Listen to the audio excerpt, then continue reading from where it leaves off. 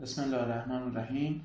با جلسه پایانی کارگاه کارآفرینی در کسب و کارهای خانگی در خدمت شما بزرگواران هستیم.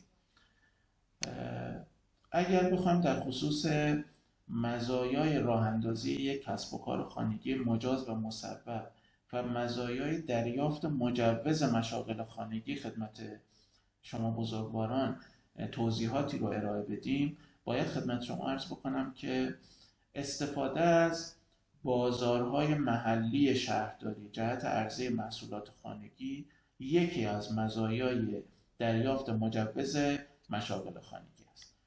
طبق قانون ساماندهی و حمایت از مشاغل خانگی و دستورالعمل اجرایی این قانون و همچنین مجوز مصوبه شورای عالی استانها، شهرداری‌های سراسر کشور مکلفند مکان مناسبی رو متناسب با تعدد و تنوع تولیدات صاحبان کسب و کارهای خانگی به صورت موقت و به صورت هفتگی در اختیار کارآفرینان خانگی قرار بدن، به خاطر اینکه بتونن محصولاتشون رو در این مکانها عرضه بکنن. بنابراین دارندگان مجوز مشاغل خانگی میتونن برای استفاده از بازارهای محلی به شهرداری‌های منطقه خودشون مراجعه بکنن و از غرفه‌های مربوطه که برای عرضه محصولات خانگی پیش بینی شده بهره مند بشن.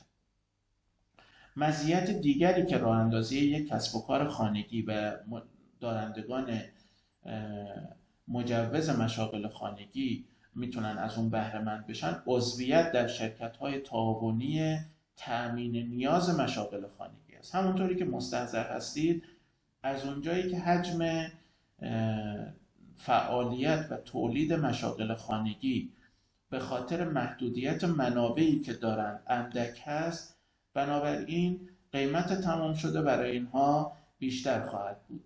اینها به ناچار صاحبان کسب و کارهای خانگی مواد اولیه و ابزار و تجهیزات خودشون رو با قیمت خرد از بازار خریداری خواهند کرد و قادر به خرید عمده از بازار نیستند.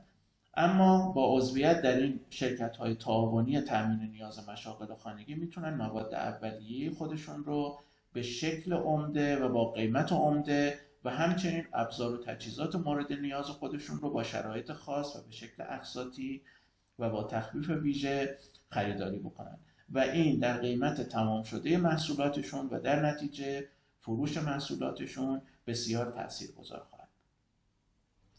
مطلب بعدی و مزیت بعدی که صاحبان کسب و کارهای خانگی میتونن از اون بهره مند بشن، معافیت از عوارض اداری و تجاری هست که مصوب شوراهای شهر و روستاست. همونطوری که مستحضر هستید، صاحبان کسب و کارهای خانگی میتونن از انشعابات مسکونی، آب، برق، گاز و همچنین از فضای واحد مسکونی بدون تغییر کاربری برای فعالیت تجاری و فعالیت کسب و کار خودشون استفاده بکنن.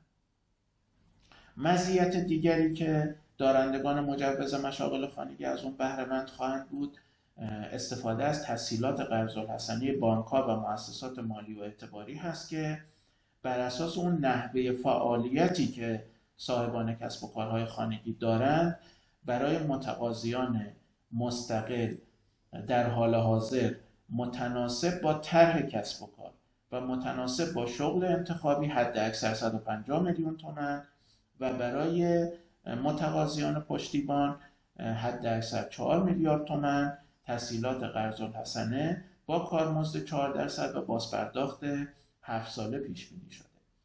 مزیت بعدی که صاحبان کسب و کارهای خانگی میتونن از اون بهره مند بشن، استفاده از مزایای بیمه تامین اجتماعی برای افرادی که اشتغال دارن به کسب و کار خانگی و افرادی رو که تحت پوشش خودشون قرار میدن و با اونها همکاری خواهند کرد. البته در مورد کسب و کارهای خانگی که در حوزه روستایی و عشایری اتفاق میفته، این افراد میتونن از بیمه روستاییان و عشایر بهره مند بشن.